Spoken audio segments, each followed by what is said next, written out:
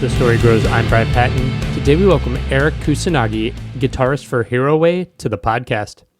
The new Hiroe album, Wield, is out this Friday on Pelagic Records. Eric talks about how a sports injury led him to guitar, restarting musically in a new city, the struggle to get the album artwork the band wanted, the guitar tone for Wield, and more. As a post-rock, post-metal fan, saying yes to Hiroe was easy, and I think Wield is a far superior record to Rot, so make sure you check it out on Friday. Thanks so much for listening to this episode of As the Story Grows. If you're brand new to the podcast, welcome. Thanks for checking us out. If you are not subscribed to the podcast, I would love it if you subscribed on your podcast platform of choice. You can find links in the show notes or at asthestorygrows.com for our mailing list, our Discord server, and our Patreon page, where $1 a month gets you early access to every episode. Enjoy today's episode with Eric from Hiroe.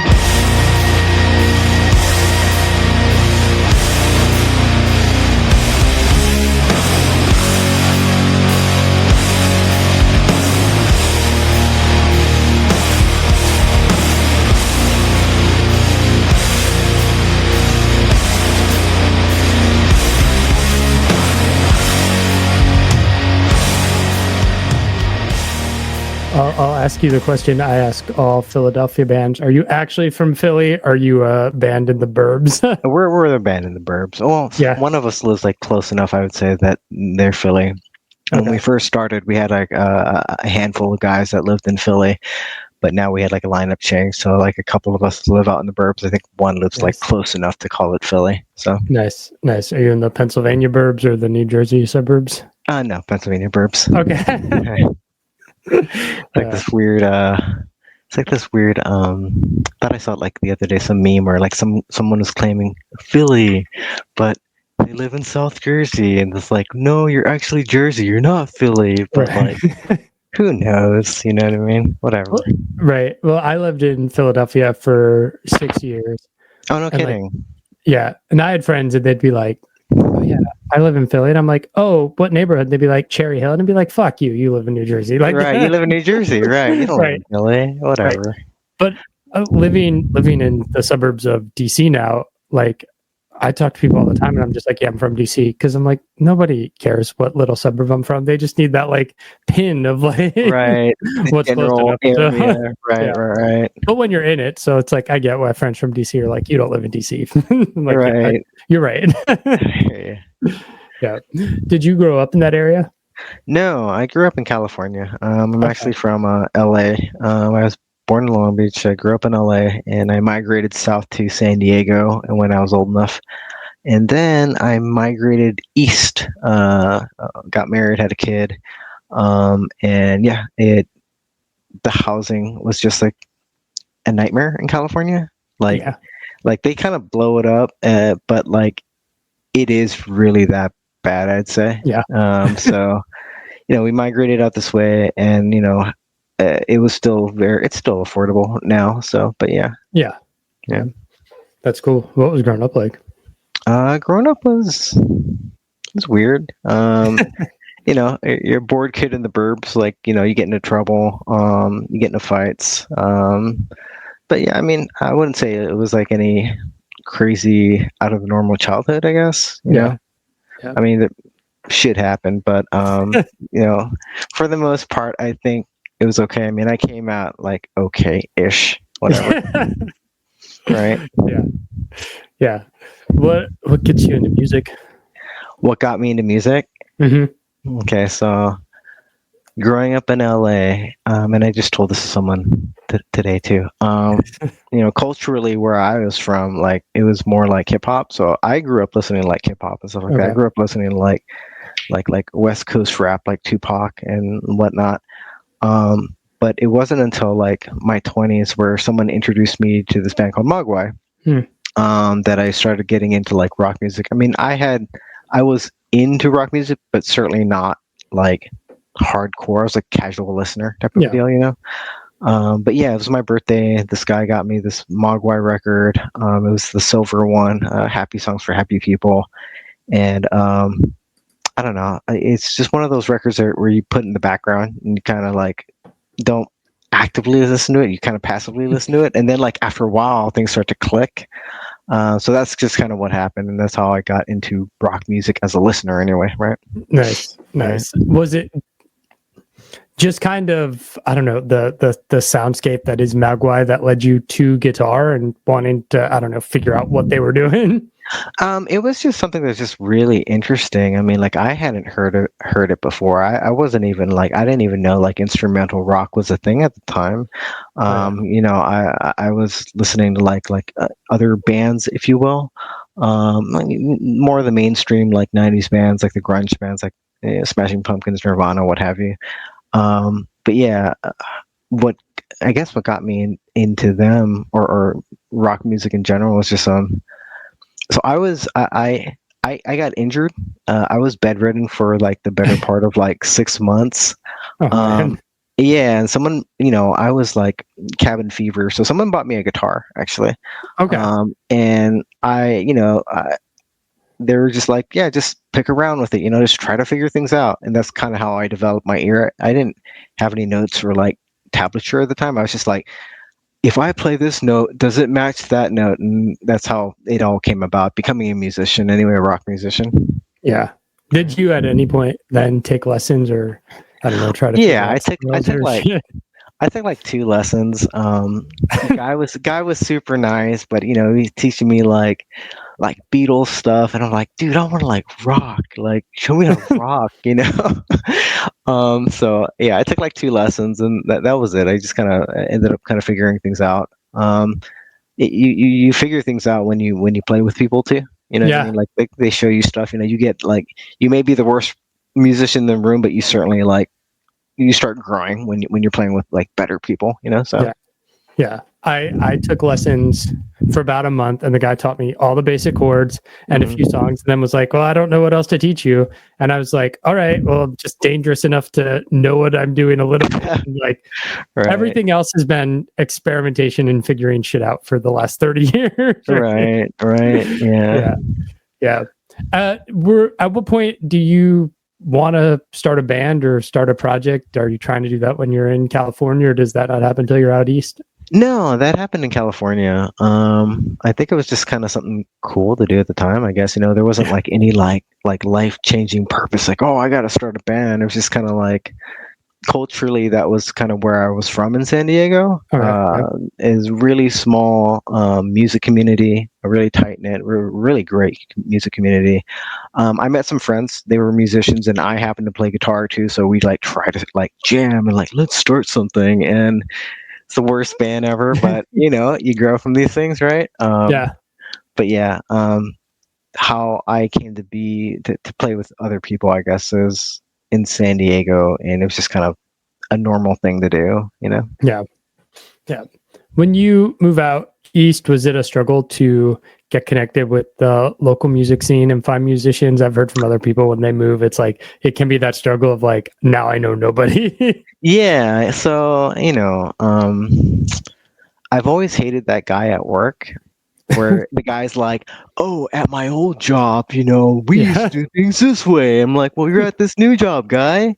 But no, so yeah, it was rough initially because you know, I had established myself locally. I was getting support like from the radios. The promoters and bookers were for the most part giving me like whatever show I wanted to jump on. So that was really nice.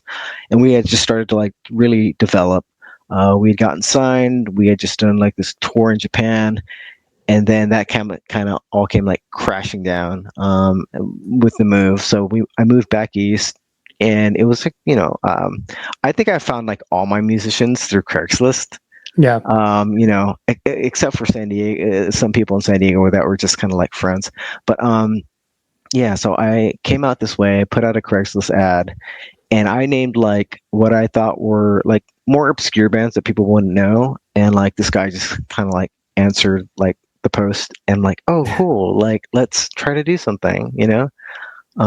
So I mean, it wasn't an obscure band, but like it's not like a band that like, you know, people on the street would like know, you know, like right. you know. So so that's how that kind of happened. And slowly started developing, and that was a separate band, by the way. That was slowly started developing, trying to rebuild myself, and yeah, I kind of took that mentality, the West Coast mentality of like, oh, hey, here's what I did on the West Coast, so I will be successful here, and that was like not the case whatsoever. I mean, East Coast is a different beast in itself, so I quickly learned that. But this band, I started like during the pandemic. This is a pandemic project. Nice. Like nothing was supposed to happen with this, and something happened. So I guess that was cool. I mean, it was cool. But so I had, you move out east, have a family, have a kid. Music starts to take a backseat, life starts to take over. And yeah, I'd stepped away from music for like better part of 10 years. And it wasn't until the pandemic happened where like, you look at, you're just bored out of your mind. You're just trying to figure stuff out. And, I started picking up music again. I had called my buddy Mario, this guy who plays in Spotlights. And I was just kind of like, hey man, like, can you like show me how to record? And he was like, yeah, sure. Cause he wasn't doing anything either. So I started just like writing like demos, and from previous projects, I had reached out to some friends, and I was just kind of like, hey, I think I have something. Do you want to like try this out and like kind of see where it goes? Like, if anything, let's just record something and then we can take this away. Like, hey, this is what I did during the pandemic. This is what I did during my summer. You know what I mean? Like, I didn't like completely waste my life and time. So that's how this band kind of came to be.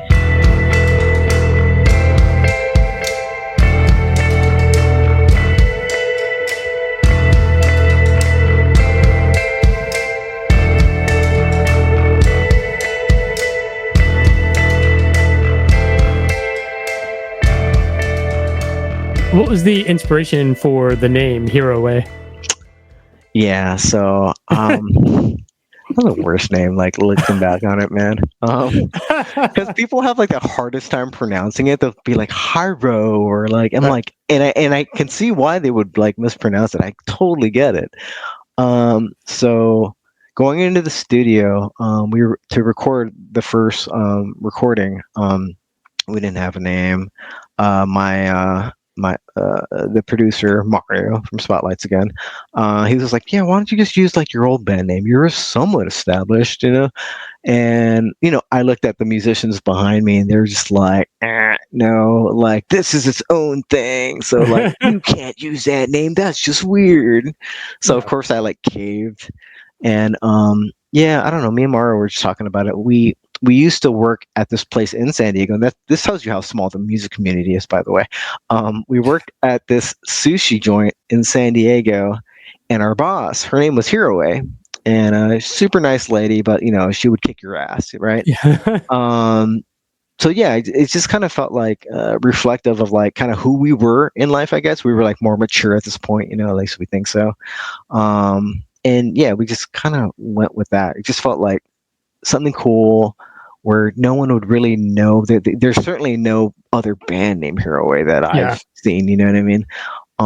And yeah, it just kind of felt reflective of her personality with who we were in life at that time. So yeah, that's awesome. I have an instrumental project called Educated Owls, and I like one of my kids said it, and I put it in a notes app, and then when I started making music, I was like, that's it. That's a cool name. No, I know, right? Like, dude, like I will like walk down the street and I'll be like, oh, that'd be a cool band name. And I'm like, shit, man, I wish I could rewind time, people would be able to pronounce it. Right. So, it's rough. But you're the only one, right? Right. How'd you guys get connected with Pelagic Records through all that? Was it because of Mario or?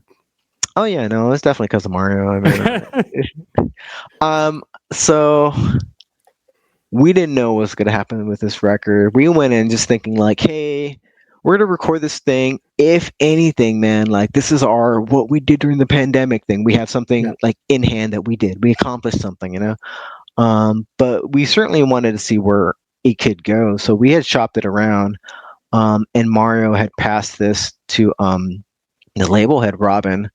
And Robin got back to us like fairly quick, and he was just like, yeah, this is cool. You want to do something? And we're like, hell yeah. I was a fan of their label. I knew some of the bands on their label. I knew some of the people also. Yeah, I did not think we were within striking distance of that for sure. But we we were really fortunate. Robin really liked the music, and yeah, that's basically the gist of how we got picked up. Is there any difficulty having like your label be based in Germany? And yeah, sometimes. I mean, obviously there's like the time difference, right? Yeah. Like, but for the most part, no. I mean, they're fairly quick to respond. They're very supportive. It's just sometimes here and there. And the thing is, he's the head of the label, and dude's out like touring like 9 months out of the year somewhere. Right. You know what I mean? And he's got like this huge stable of bands. So I'm like certainly not the only one like reaching out to him if I need something. So I know I'm like waiting in line for like him to take care of the other guy. But no, I mean they're really good. He gets back fairly quickly. Nice. This new album seems to drift in a heavier direction. Was that intentional? Yeah, I mean, I guess yeah, kind of. It's just kind of what you kind of write in the moment, like the way I write, like I'll just kind of like noodle around, and like once I find like this weird like happy mistake, I'm like, oh, that's cool, like let me go down this rabbit hole and just kind of explore it. Yeah, no, definitely, it's just kind of where I was at the time, just kind of like angry guy. Yeah. fed up suburban dad, whatever. There's a lot to be angry about right now. So. Right. So and in the last many years. Right. So yeah, no, I think it was just reflective of where I was at the time, and Nice. Still kind of am for the most part. Yeah. So yeah. Yeah. When you're writing music, kind of coming up with a theme or song titles, what is kind of driving the album title, the song titles, especially as an instrumental band? Is it just like you write a riff, and as it's coming together, you're like, oh, this is what I'm feeling? Or are you like, this is what I want to say with this track? No, I mean, sometimes it's like both ways, right? Sometimes it's like, hey, this is kind of what I was feeling at the time. Sometimes it's like, hey, I want people to like kind of discern this message, I guess, from this cryptic title. Right. And sometimes it's just kind of like just to be weird, and stupid. Yeah, so like I love Mogwai, right? And they have this one weird song, like something called like I Love You, I'm Going to Blow Up Your School or something like that. Yeah. So like, yeah, just sometimes it's just like random things that are just trying to be like weird, but for the most part, it is about like kind of where I am during the writing process, and yeah, basically for the most part where I kind of want people to get an inkling of what the music's about. I mean, that's the kind of cool thing about the post-rock instrumental music thing, where like I'm not like preaching like a message, you know what I mean? Yeah. Like I'm just here to play music, and like, hey man, whatever you take from it, awesome. You know what I mean? I hope you take something from it. But yeah, no, there's not like this like forced message or anything, So yeah, it's like the good thing about the music is you could write these amazing, cinematic pieces that are gorgeous and give it some stupid ass name, right? Absolutely. Don Caballero naming ridiculous shit for all their albums. I love Don Cab. They're so good. Yeah, same. Yeah. Right. Yeah. New album is called Wield. What led to that title? So I love like stories where things kind of connect, and like conceptually I wanted this record to kind of be like a thematic counterpart to the last record. So I went with the W theme, right? I went with the W theme. The act of like rot, I mean, if you look it up, right, it's like kind of like it's got many meanings, but like one of the meanings is like fashioning something from like metal. I'm like, oh, that's kind of cool, like fashioning something from like metal, both ways, like metal, and then like metal music. Yeah. And then the second record, we went with Wield because it's kind of like, okay, like we're like a band now, and we're a signed band now, so we should probably do something, and it was just kind of like, what do we do with this thing that we just made, right? Like what are our next steps? Like, how do we, like make the most out of this opportunity? So that's why we called it Wield, to like kind of wield this thing, not necessarily like weapon, like, nothing aggressive or anything like that. Yeah. Yeah. Who came up with the concept for the album artwork? It was me. It was me. So I mean, I got to run it by the guys, and like if they're like not stoked, then like I'll go back to the drawing board, because I do want people to like feel like it's reflective of them, and like I want them to like look back on it and be like proud of it, versus like, this is an eyesore, I hate this record because of the artwork you chose. I was looking for all sorts of like art, and I typically pick photos for artwork. I don't know, sometimes like art it becomes like, some people can appreciate it, some people don't, but like with photos, people like just kind of see it's a real thing. But yeah, no, I saw it, and it just like made me feel like this is like, it was one of those dumb moments where it's just like, oh, this is it, that's the one. And there's actually a really funny story behind it. So I went to this guy to do the artwork, and he had the photo, and I was like, dude, like let me use that photo in the artwork. And he's like, yeah, sure, let me think about it, and then like a week or two later, he comes back like, oh yeah, I'm earmarking that for something. I'm like, what the fuck, like, that's the one, I've been looking for months for this thing, And I went around the guy. I was just like, all right, dude, like, I want to make it as easy as possible for me to give you money, but like, okay, like, I guess I'm going to have to like go another route.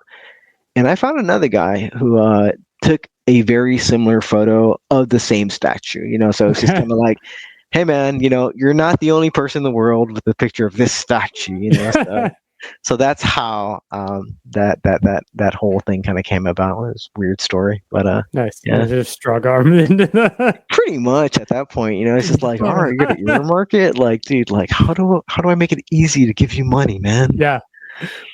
It's a cool image, and it's interesting to like pull up the Bandcamp page and have both albums there, and kind of the symmetry and counterbalance of both album artworks, and that was very fascinating about the two of them together. That was certainly by design. Like, there's again, like, as an instrumental band, like, there are no lyrics, right? There's no whatever. That first record, like, I saw it, and it was just one of those moments where it's just like, that's the one.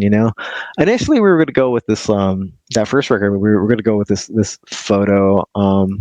It almost looked like something like from a Death Cab for Cutie record, and it was just kind of like, oh, this is kind of cool, but like maybe it's like too emo. And we passed it by Robin, and Robin's like, yeah, maybe you pick something else. I'm like, yeah, I probably should.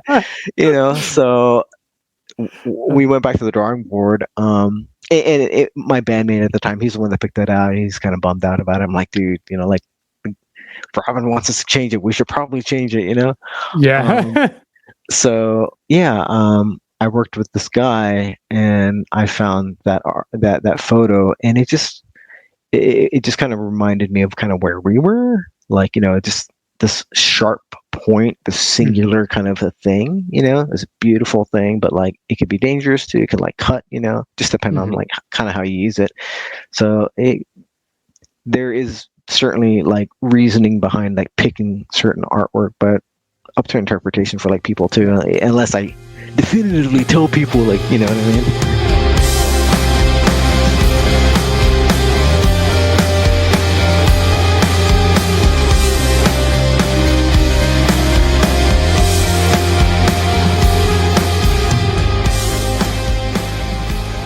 This is less a journalist question and more my inner guitar nerd question. Yeah. What was the basis for your like crunchy driven guitar tone on the new record? Because it's fucking killer. That was like a lot of like trial and error. I mean, like, I wouldn't say it was like a basis. It was just kind of like I just started using this this thing called the Helix, the Line 6 Helix. Okay, yeah.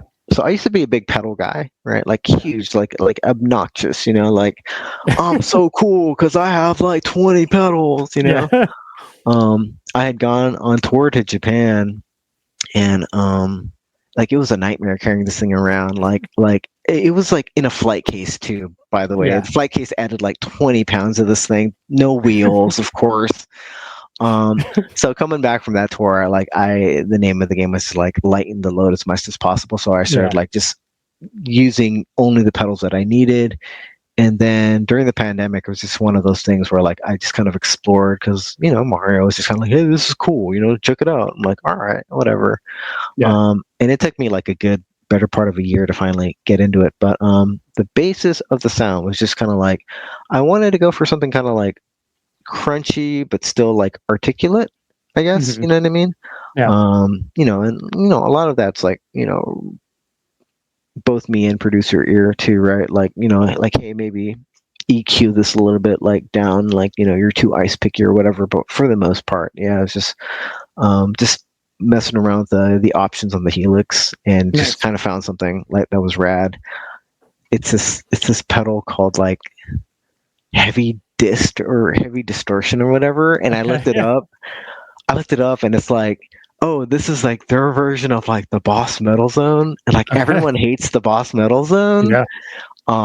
I love it. It just I think people just don't know how to EQ it, right? So Right. but yeah, that's basically that's what I'm using, so Yeah. right. Yeah. I've had obviously like everyone a DS1 forever, and I put the Earthquaker plumes after it, and I'm like, oh, look at that! Look at this amazing tone I now have. Right. Added this pedal, like it's magic. Right. I mean, there was one pedal actually that we used a lot. There's this pedal called the Keeley Loomer. You should check it out. It's a fuzz pedal.